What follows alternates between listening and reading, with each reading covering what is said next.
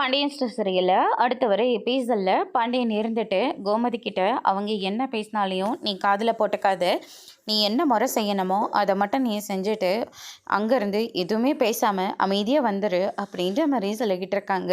சரிங்க அப்படின்னு சொல்லிட்டு கோமதி ஒரு பக்கம் சொல்லிக்கிட்டு இருக்காங்க. காசெல்லாம் சரியாக வச்சுருக்கல, பொருளெல்லாம் வாங்கிட்டல, ஏதோ ராஜி வந்து சீரெல்லாம் வைக்கணும்னு சொன்னாங்க, அது எல்லாத்தையும் சரியாக பார்த்து என்ன ஏதுன்னு செஞ்சு முடிச்சிரு அப்படின்னு சொல்லிட்டு பாண்டியன் வந்து சொல்லிட்டு இருக்காரு. அதுக்கு அடுத்ததான் வந்து பார்த்திங்கன்னா பாண்டியனும் ஃபோன் அடிச்சுக்கிட்டே இருக்குது.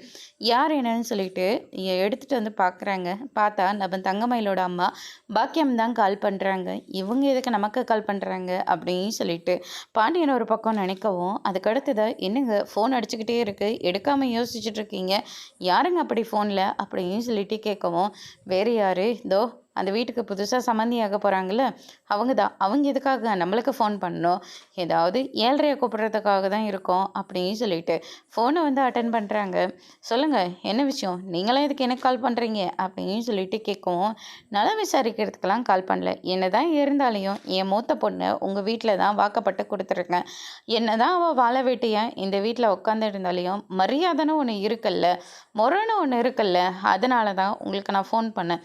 என் ரெண்டாவது பொண்ணு சுடருக்கு கல்யாணம் வச்சுருக்கேன், முறைப்படி வந்து நீங்கள் கல்யாணத்தை நல்லபடியாக முடிச்சு கொடுத்துருங்க அப்படின்ற மாதிரி வந்து சொல்லிடுறாங்க.